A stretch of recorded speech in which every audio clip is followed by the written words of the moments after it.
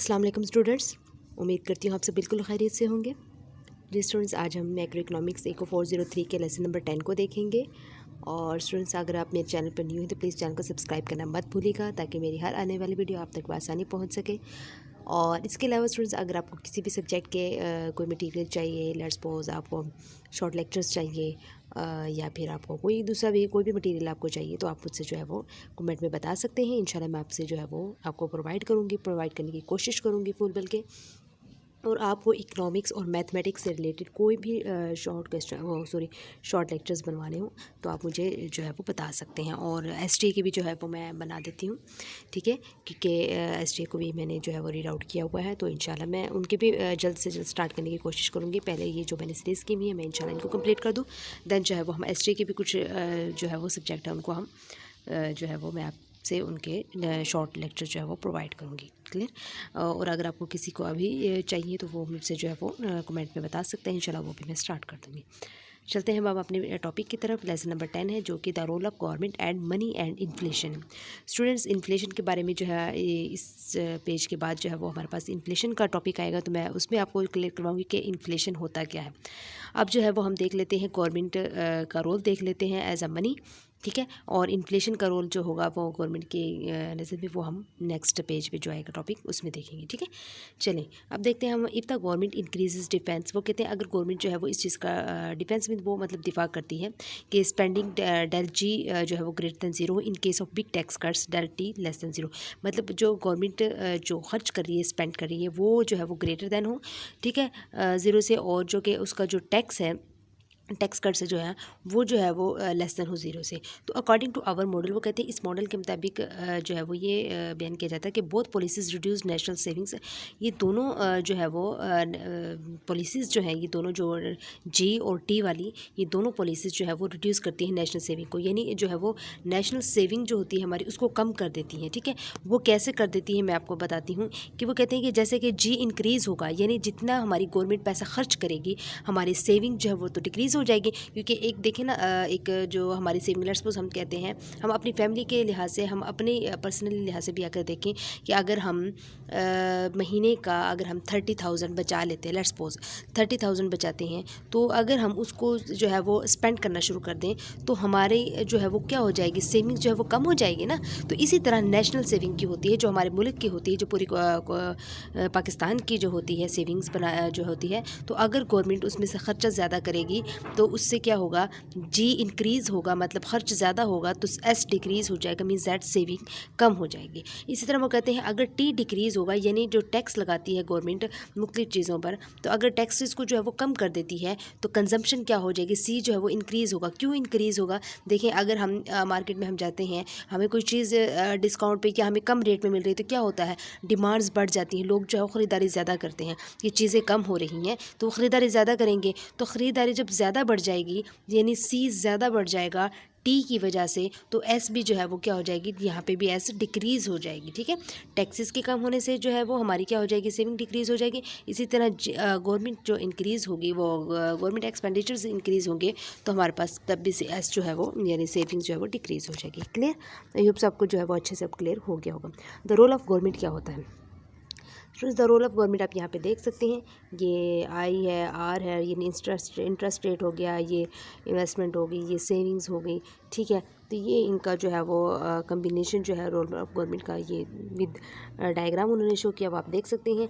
इसके बाद जो है वो the increase in the deficit reduces savings, this cause the real interest rate to rise, this reduces the level of investment. तो वही बात हो रही है कि जब जो हमारे पास डेफिसिट जो है वो इंक्रीज़ होगा, तो मतलब रिड्यूस सेविंग, हमारी सेविंग्स जो है वो इस लिहाज से भी कम हो जाएगी। और इसकी वजह वो ये है कि रियल इंटरेस्ट रेट को जो है वो राइज़ हो जाता है, यानी बढ़ जाता है, तो this reduces the level of investment. तो हमारा जो इन्वेस्टमेंट का लेवल है वो भी क्या हो जाएगा, कम हो जाएगा, ठीक है। ये जो है वो स्टूडेंट्स एज MCQs आप देख लीजिए कि ये चीज़ें MCQs के हवाले से इंपॉर्टेंट है। नेक्स्ट हमारे पास यहाँ पे आ जाते हैं। अच्छा, ये जो एक्सरसाइज के क्वेश्चन जितने भी हैं यहाँ पे आ रहे हैं, जैसे ये एक्सरसाइज क्वेश्चन हैं, तो ये स्टूडेंट्स इसके लिए मैं जो है वो आपकी एक सेपरेटली बनाऊँगी वीडियो, उसमें तमाम आपको विद कंसेप्ट आपके इनका क्वेश्चंस के आंसर मिलेंगे। तो इसलिए जो है वो आप मेरे साथ साथ रहिएगा, मेरे चैनल को सब्सक्राइब करके, ताकि मेरी कोई भी वीडियो हो आपके सब्जेक्ट से रिलेटेड आप तक बआसानी पहुँच सके, ठीक है। इसके बाद स्टूडेंट्स क्या है कि rise in investment demand when saving depends on interest rate. वो कहते हैं कि जो इन्वेस्टमेंट डिमांड में जो मतलब राइजिंग पॉइंट है, जब सेविंग डिपेंड्स करेगी इंटरेस्ट रेट पर, वो कैसे। तो an increase in desired investment raises, वही बात होगी, इन्वेस्टमेंट रेजेस हो रही है तो the interest rate and raises equilibrium, दोनों चीज़ें जो है वो इंटरेस्ट रेट और जो इन्वेस्टमेंट है वो दोनों क्या हो जाएंगे, इक्वल हो जाएंगे, और देन हमारे पास क्या हो जाएगी स्टूडेंट्स, सेविंग्स हो जाएगी, ठीक है। इसके बाद स्टूडेंट्स हमारे पास अब आ जाता है क्लासिकल थ्योरी ऑफ इन्फ्लेशन, जिसमें हमारे पास मैंने आपको बताया था, मैं इन्फ्लेशन के बारे में जो है वो आपसे कंसेप्ट बाद में क्लियर कराऊंगी। अब हमारा वो टॉपिक आ गया, अब जो है वो मैं आपको बताती हूँ कि एक्चुअली इन्फ्लेशन होता क्या है।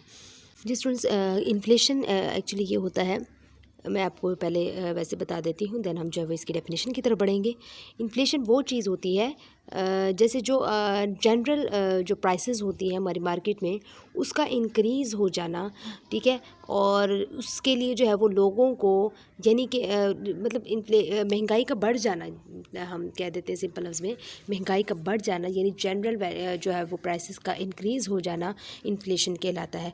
मतलब क्या हुआ इसका, जैसे कि जब हमारी करेंसी की जो है वैल्यू, जो करेंसी जो है वो घटती है यानी गिरती है करेंसी, तो वही चीज़ें जो हम आम डेली लाइफ में जो है वो परचेज़ करते थे, उन्हीं चीज़ों के लिए जो है वो आवाम को ज़्यादा पैसा देना पड़ता है उनको परचेज़ करने के लिए। क्यों? क्योंकि महंगाई ज़्यादा हो गई। लेट्स सपोज़ हम ये कह देते, जैसे चीनी है, चीनी हमारे पास जो है वो पहले हम जो है वो लेते थे, कह देते कि 100 की जो है वो किलो लेते थे, पर केजी 100 लेते थे, ठीक है, चीनी को। लेकिन जैसे ही हमारी उसकी जो है वो करेंसी की वैल्यू गिरी, ठीक है, करेंसी जैसे ही हमारे पास गिरी, तो हमारे पास क्या हुआ, हमें 150-200 तक जो है वो उसी 1 किलो चीनी को 200 तक जो है वो हमें परचेज़ करनी पड़ी। क्यों? क्योंकि हमारी करेंसी की जो वैल्यू है वो जो है वो कम हो गई, वो घट गई, ठीक है। ये हमारे पास जो है वो एक्चुअली इसका इन्फ्लेशन का कॉन्सेप्ट है। और फिर क्या होता है, जो इन्फ्लेशन को कंट्रोल करने के लिए जो यूज़ किया जाता है, सेंट्रल बैंक को, गवर्नमेंट मॉनिटरी को और फिस्कल पॉलिसी को जो है वो यूज़ किया जाता है इन्फ्लेशन को कंट्रोल करने के लिए। क्लियर। अब हम जो है वो स्टूडेंट्स यहाँ पे आ जाते हैं, क्या लिखा हुआ कि in economics inflation is arise in the general level of prices, ठीक है, of goods and services in an economy over a period of time. वो यही बात कर रहे हैं कि जनरल लेवल ऑफ प्राइसेस जो है वो उनका इंक्रीज़ हो जाना, ठीक है, वही जो गुड्स एंड सर्विसेज के लिए, तो वो हमारे पास क्या कहलाता है, इन्फ्लेशन कहलाता है इन इकोनॉमिक्स में। The term inflation is also defined, इसको हम इस तरह भी डिफाइन कर सकते हैं कि the increase in the money supply, यानी कि वो कहते हैं कि जो हमारे पास मनी सप्लाई है वो अगर इंक्रीज़ हो जाए, which causes increase in the level prices, ये सब जो है वो प्राइसेस लेवल की वजह से इंक्रीज़ हो जाए, तो फिर वो हमारे पास इन्फ्लेशन कहलाता है। उसके बाद inflation can also be described as a decline in the real value of money. वो यही कह रहे हैं कि रियल वैल्यू ऑफ मनी जो है वो जब डिक्लाइन मीन्स दैट कम हो गई है, गिर जाए, तो loss of purchasing power in the medium of exchange which is also the monetary unit of account. मतलब वही बात जो मैंने आपको बताई है कि मतलब लोगों को जो है वो ज़्यादा पैसे देना पड़ता है उसी सेम गुड्स एंड सर्विसेज के लिए, ठीक है, बिकॉज ऑफ इन्फ्लेशन रेट, ठीक है। और when the general price level rises, वो ये कह रहे हैं प्राइस लेवल इंक्रीज़ हो जाए, तो each unit of currency buys fewer goods and services, जो वो वो कहते हैं करेंसी के लिए जो हम ख़रीद रहे हैं, ठीक है, गुड्स एंड सर्विसेज को, उसका जो है वो भी यूनिट भी जो है वो बढ़ जाता है, ठीक है। तो मतलब जो करेंसी यूनिट जो गिरेगा, तो हमारे पास क्या होगा, जनरल प्राइसेस लेवल यानी कि बढ़ जाएगी। तो the basic measure of price inflation is the inflation rate. वो कहते हैं कि जो प्राइस इन्फ्लेशन का जो मेजर करने का बेसिक जो है वो इन्फ्लेशन रेट ही है, और which is the percentage change in a price index over time. तो ये एक MCQs बन रहा है प्राइस इंडेक्स ओवर टाइम वाला, ये आप देख लीजिएगा स्टूडेंट्स, इसकी डेफिनेशन इन्फ्लेशन वाला जो है ये इंपॉर्टेंट टॉपिक है आपका, ठीक है, इसको देख लीजिएगा। इसके बाद वो कहते हैं classical assume prices are flexible and market clear. वो कहते हैं क्लासिकली तौर पर देखा जाए तो हम इसको अज्यूम करते हैं कि जो प्राइसेस हैं वो हमारे पास जो है वो फ्लेक्सिबल एंड जो है वो मार्केट्स क्लियर पे हैं, ठीक है। फ्लेक्सिबल क्या होती है, लचकदार होती है। लचकदार मतलब क्या होता है, लफ्ज़ी माने तो लचकदार हो गया, बट फ्लेक्सिबल मीन्स ये होता है कि जैसे वक्त के साथ जो है वो टाइम के साथ हमारी चीज़ें जो रेट्स हैं हमारी चीज़ों के, गुड्स एंड सर्विसेज के, वो जो है वो कम और ज़्यादा होते रहते हैं, ठीक है। और ये मार्केट्स क्लियर की बात हो रही है, ठीक है, एंड इसमें मार्केट्स क्लियर भी है। मार्केट्स क्लियर जो है वो मैं बता चुकी हूँ। मार्केट्स क्लियर का मतलब क्या होता है, आई थिंक मैंने आपको जो है प्रीवियस लेक्चर्स में भी इसके बारे में क्लियरली डिस्कस किया है, ठीक है। इसके बाद this applies to the long run हो गया। इसके बाद ये आपके सामने एक इन्फ्लेशन रेट इन पाकिस्तान दिखाया गया है विद ईयर्स। स्टूडेंट्स यहाँ पे हमारे पास ये कुछ सन्स हैं, ठीक है, और यहाँ पे इनका परसेंटेज बताई गई है कितने परसेंट पे रहा है हमारा इन्फ्लेशन रेट, ठीक है। तो अब जो है वो आप इसको देख लीजिएगा गौर से, और इसके बाद हम आगे बढ़ते हैं। The connection between money and prices. अब मनी और प्राइसेस का जो है वो आपस में क्या कनेक्शन है वो बता रहे हैं कि inflation rate is equal to, वो कहते हैं इन्फ्लेशन रेट किसके इक्वल है, the percentage increase in the average level of prices, ठीक है। यानी वो परसेंटेज होता है जो जैसे कि हमारे पास जनरल प्राइसेस का इंक्रीज़ हो जाना होता है, उस सब की तमाम की जो है वो एवरेज निकाल के हम परसेंटेज निकालते हैं, वो इन्फ्लेशन रेट कहलाता है। और प्राइस क्या होती है, प्राइस जो हुआ है इज इक्वल टू जैसे लिखा हो कि amount of money required to buy a good, वो अमाउंट होती है हमारे पास, ठीक है, जिससे जो है हम चीज़ों को, एक अच्छी चीज़ को, यानी बाय अ गुड उसने कहा कि यानी एक अच्छी चीज़ को हम जो है ख़रीद लेते हैं, ठीक है। Because prices are defined in terms of money. आपको पता है प्राइसेस जो है वो एक मनी की ही टर्म्स है, ठीक है। We need to consider the nature of money. हमें जो है वो कहते हैं कि इस बात को जो है वो समझने की जो है वो ज़रूरत है कि नेचर ऑफ मनी हो गया और सप्लाई ऑफ मनी हो गया, इन सब को जो है वो कंसीडर करने की जो है वो हमें ज़रूरत है कि and how it is control, और इसको इनको जो है वो हमें कैसे कंट्रोल करना है, यानी पैसे को हमने कैसे कंट्रोल करना है, कैसे इसको जो है वो सप्लाई करना है, कैसे जो है वो इसकी जो नोयत है यानी नेचर है मनी की, उसको समझने की जो है वो हमें ज़रूरत है, ठीक है। इसके बाद स्टूडेंट्स हमारे पास जो है वो मनी है। Money is the stock of assets that can be readily use to market transactions. आपको पता है मनी एक ऐसा असासा है, स्टॉक जो है लफ्ज़ी मायने देखें तो असासा के बोलते हैं, ठीक है। वो कहते हैं कि मनी जो है वो हमारे पास एक ऐसा है जिसके ज़रिए जो है वो हम मेक ट्रांजेक्शंस का मतलब होता है स्टूडेंट्स, यानी लेन देन के लिए हम जो है वो इसको यूज़ करते हैं मनी को, ठीक है। यू नो आल्सो दैट कि मनी जो है पैसा जो है वो लेन देन के लिए चीज़ों के लिए इस्तेमाल होता है, ठीक है। और आगे मनी की फंक्शंस है। अब फंक्शंस क्या है, मीडियम ऑफ एक्सचेंज है हमारे पास, यूनिट ऑफ अकाउंट है, स्टोर ऑफ वैल्यू है। तो मीडियम ऑफ एक्सचेंज का मतलब क्या हो गया, वो यूज़ इट बाय स्टेप, वो कहते हैं कि हम इसको जो है वो चीज़ों को ख़रीदने के लिए जो है वो इस्तेमाल करते हैं। Unit of account the common unit by which every one measures prices and values. वो कहते हैं कि ये वो यूनिट है जिसके ज़रिए जो है वो प्राइसेस और जो वैल्यूज़ हैं उनको जो है वो हम मेजर करते हैं, ठीक है, यूनिट ऑफ अकाउंट के ज़रिए। और स्टोर ऑफ वैल्यू क्या था, transfer purchasing power from the present to the future. वो कहते हैं ये जो स्टोर ऑफ वैल्यू वो चीज़ है कि जिसके ज़रिए जो है वो हमारी जो परचेजिंग पावर है उसको जो है वो हम ट्रांसफ़र करते हैं प्रेजेंट से फ्यूचर की तरफ, ठीक है। यानी ज़ाहिर बात है जो आज जिस हालत में आज हम हैं, आप हैं, ठीक है, हमारे पास कितनी जो है वो पैसा है, हमें पता है कि हमारे पास कितना पैसा है, हम उसको जो है प्रेजेंट से फ्यूचर में कैसे ट्रांसफ़र कर सकते हैं, ये जो है वो एक परचेजिंग पावर जो है के ज़रिए ही हो सकता है, ठीक है। जिस इसके बाद हमारे पास जो है वो लिक्विडिटी आ जाता है। लिक्विडिटी क्या होता है, the ease with which money is converted into other things.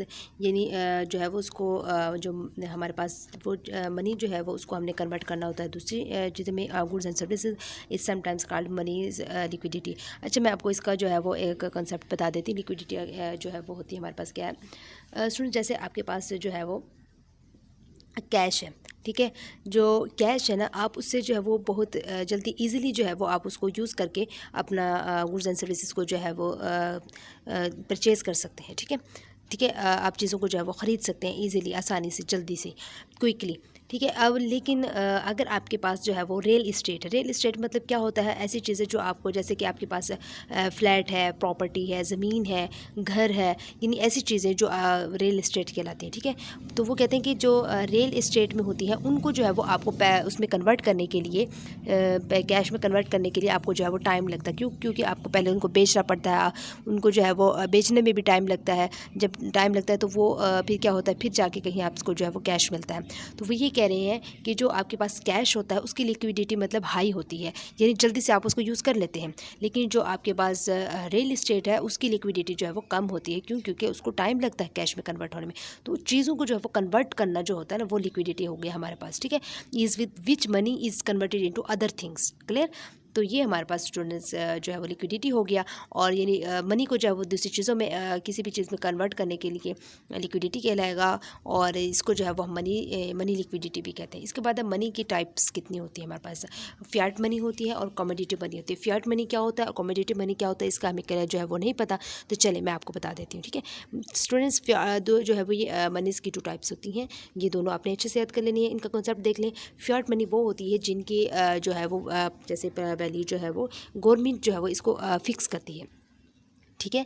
Government क्या करती है, इसको फिक्स करती है। यहाँ पे भी लिखा हुआ ना, has no intrinsic value, example the paper currency we use. मतलब क्या हुआ, वो चीज़ें जो गवर्नमेंट फिक्स करे, यानी गवर्नमेंट रेट निकालती है, गवर्नमेंट उसको फिक्स करती है, वो फियाट मनी कहलाती है। कमोडिटी मनी क्या होती है, जो मार्केट करती है, मार्केट इसको जो है वो उसके रेट को फिक्स करती है, वो कमोडिटी मनी कहलाती है। ठीक है, जैसे कि हमारे पास गोल्ड कॉइन्स हो गए, सिल्वर कॉइन्स हो गए, यानी इनका रेट जो है वो मार्केट की मदद से होता है। लेकिन जैसे पेपर करेंसी है, यानी जो पेपर की करेंसी क्या होगी, जो हम यूज़ करते हैं पेपर, उनकी जो है वो मनी जो है वो गवर्नमेंट करती है। ठीक है, ये फियाट मनी और कमोडिटी मनी हो गया। इसके बाद स्टूडेंट्स ये एक एक्सरसाइज क्वेश्चन है, बट मैंने कहा था आपको मैं एक अलग से इनकी जो है वो वीडियोस बनाऊंगी, लेकिन ये थोड़ा एक एमसीक्यूज टाइप है, मैं इसको यहीं पे क्लियर करवा देती हूँ। वो कहते हैं कि which of this is money, इनमें से कौन सी मनी है, करेंसी मनी है, चेक्स मनी है, डिपॉजिट्स इन चेकिंग अकाउंट्स जो है वो मनी है। ठीक है, और वो इसके बाद कहते हैं कि क्रेडिट जो कार्ड्स है वो हमारे पास मनी है, या फिर सर्टिफिकेट्स ऑफ डिपॉजिट्स जो है वो मनी है। तो अब हमें इसमें से बताना है कि मनी कौन सी चीज़ है। स्टूडेंट्स मैं आपको बताती चलूँ कि इनमें से जो मनी है ना वो ये है, करेंसी भी मनी है, चेक्स भी मनी है, और डिपॉजिट्स इन चेकिंग अकाउंट्स भी मनी है। क्यों, जो आप उन्हें याद हो, आपने ये मैं यहाँ पे दिखा देती हूँ आपके पास, ये 3 टाइप की जो है वो मनी फंक्शंस जो आपने पढ़े थे, medium of exchange, unit of accounts और स्टोर ऑफ वैल्यूज़। अब देखिए मीडियम ऑफ एक्सचेंज जो है वो ये हमारे पास सॉरी, जो ये करेंसी जो हमने यहाँ पे पढ़ा है कि करेंसी जो है ये हमारे पास एक मनी है। वो कैसे, क्योंकि ये एक फिजिकल कैश है हमारे पास, फिजिकल कैश होगा तो मतलब ये भी हमारे पास मनी है। दूसरा हमारे पास जो है वो स्टूडेंट्स क्या है, चेक्स है। चेक्स क्या है students, represents a claim on moneys है। ठीक है, represents a claim on money है, तो ये भी हमारे पास मनी हो गया। इसके बाद तीसरा हमारे पास क्या है, डिपॉजिट्स इन चेकिंग अकाउंट्स, जिसको हम डिमांड डिपॉजिट्स भी कहते हैं। ठीक है, तो इसको जो है वो हम इलेक्ट्रॉनिक मनी भी कहते हैं। ठीक है, तो ये तीनों टाइप्स जो है, currency, checks, deposits in checking account से हमारे पास मनी है। बाकी क्रेडिट कार्ड्स और सर्टिफिकेट्स ऑफ डिपॉजिट्स जो है ये हमारे पास मनी नहीं है। ठीक है, और इसके बाद स्टूडेंट्स हम आ जाते हैं the money supply and monetary policy. Money supply क्या है, money supply is the quantity of money available in the economy. मतलब वो जो मनी सप्लाई है ये वो क्वांटिटी है मनी की जो कि हमारे पास इकोनॉमी में अवेलेबल होती है, आपको पता ही है। ठीक है, चीज़ों को जो है वो सप्लाई करने के लिए जो हम जब हम चीज़ों को जो है वो फ़रोख्त करते हैं, सेल करते हैं, तो ठीक है, तो उससे जो हमारे पास पैसा आता है वो हमारा मनी सप्लाई हो जाता है। या हम चीज़ जो पैसे को जो है वो एक जगह से दूसरी जगह भी मतलब ट्रांसफ़र करें, तो इस तरह ये मतलब बिज़नेस की चीज़ें हैं। ठीक है, ये इतनी मुश्किल चीज़ें नहीं है, आपको जो है वो इनके बारे में पता भी है। आगे मॉनेटरी पॉलिसी है। मॉनेटरी पॉलिसी स्टूडेंट्स क्या होता है, सबसे पहले आपको इसका जो कॉन्सेप्ट पता होना चाहिए। अच्छा, मॉनेटरी पॉलिसी की जो डेफिनेशन है ना, यहाँ से एक्चुअली स्टार्ट होती है। ठीक है, आप यहाँ से ध्यान रखिएगा, यहाँ से स्टार्ट हो रही है। तो इसके बाद वो मॉनेटरी पॉलिसी का मैं आपको एक कंसेप्ट बता देती हूँ कि मॉनेटरी पॉलिसी भी जो है वो एक ऐसा टूल है। ठीक है, जिसमें जो है ना सेंट्रल बैंक को यूज़ करती है। ठीक है, मॉनेटरी पॉलिसी जो है वो सेंट्रल बैंक को यूज़ करती है, और उसको जो है वो यूज़ करके इकोनॉमी को जो है वो कंट्रोल करना होता है इसको। ठीक है, सेंट्रल बैंक को यूज़ करके इकोनॉमी को कंट्रोल करना होता है। और इसका जो मेन ऑब्जेक्ट की बात की जाए तो मेन ऑब्जेक्ट मतलब इसका ये होता है कि इन्फ्लेशन को कंट्रोल करती है, एम्प्लॉयमेंट को बढ़ाती है, और इकोनॉमिक ग्रोथ को जो है वो प्रमोट करती है। ठीक है, ये जो है वो मॉनेटरी पॉलिसी होती है। अब यहाँ पे भी इसका आगे आप इसको रीड कर लें, तो ये भी इसमें भी यही चीज़ें जो है थोड़ा डिस्कस की हैं, इंपॉर्टेंट आपने अच्छे से कर लेना। Monetary policy is the control over the money supply. ये मनी सप्लाई को जो है जो ओवर होने से यानी कंट्रोल करती है। Monetary policy is the process by which the government, वो कहते हैं कि मॉनेटरी पॉलिसी एक ऐसा अमल है जो कि जिसमें जो है वो हुकूमत जो है वो central bank, monetary authority manages और सप्लाई ऑफ मनी को यूज़ करते हुए, और trading in foreign exchange markets को जो है वो यूज़ करते हुए इसको जो है वो कंट्रोल करती है।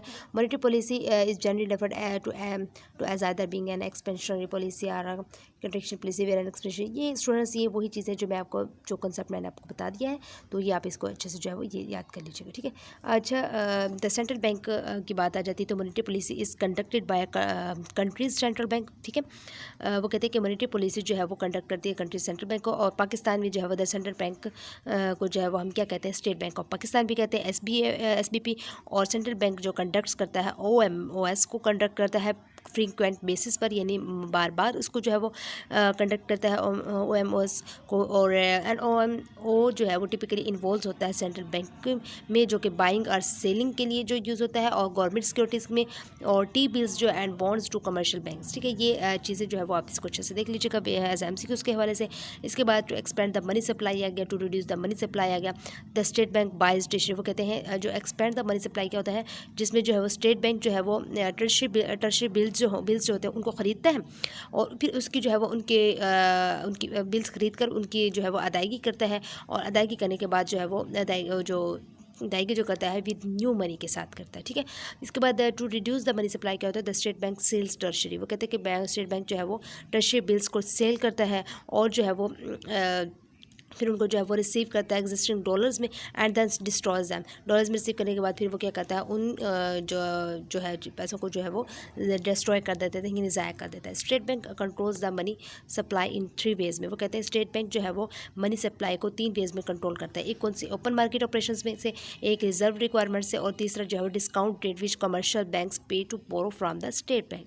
ये अच्छे से याद कर लीजिएगा। इसके बाद the quantity theory of money है। क्वांटिटी थ्योरी ऑफ मनी क्या होता है, सिंपल थ्योरी है ये हमारे पास, linking the inflation rate to the growth rate of the money supply. ठीक है, और हाँ किधर गया, हाँ, simple theory linking the inflation rate to the growth rate of the money supply. This theory begins with a concept called velocity. अच्छा, मैंने एक चीज़ के बारे में आपको जो है एक्सप्लेन कर दिया, मनी सप्लाई क्या होता है, इन्फ्लेशन क्या होता है। ठीक है, सब चीज़ों के बारे में जो है बता दी, तो अब आई होप आपको चीज़ समझ आ गई होंगी। तो ये डेफिनेशन भी समझ आ गई है। वो कहते हैं कि इस चीज़ को जो है वो हम क्या कहते हैं, इस थ्योरी को जो है वो वेलोसिटी कहते हैं, और velocity is the rate at which money का सर्कुलेट्स।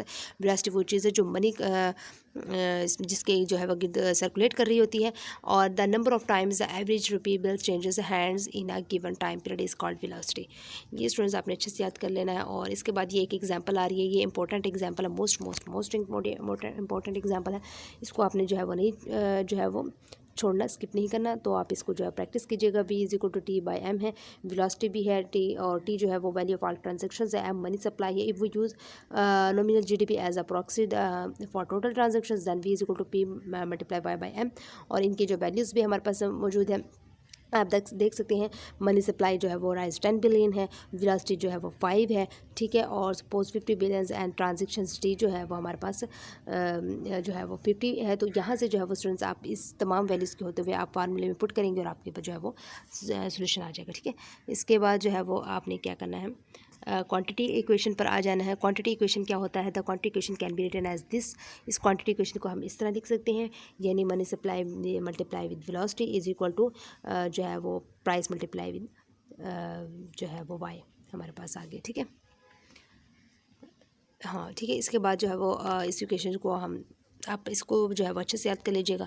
आई होप स्टूडेंट्स आपको मेरे लेक्चर की समझ आ गई होगी। अगर फिर भी कोई कन्फ्यूजन हो आप मुझसे कमेंट बॉक्स में पूछ सकते हैं, और आपको कन्फ्यूजन होनी भी नहीं चाहिए, क्योंकि मैं एक एक चीज़ जैसे छोटे बच्चों को, छोटी क्लासेस के बच्चों को समझाया जाता है, मैं आपको एक एक चीज़ इसी तरह जो है वो समझाती हूँ। और इतनी ज़्यादा मेहनत के बावजूद भी अगर आप मुझे सब्सक्राइब नहीं करेंगे और वीडियो को लाइक नहीं करेंगे, ये तो फिर ज़्यादती है स्टूडेंट्स। चलिए मिलते हैं नेक्स्ट लेक्चर के साथ। इतनी देर के लिए आप अपना ख्याल रखिएगा। Thank you so much and अल्लाह हाफिज़।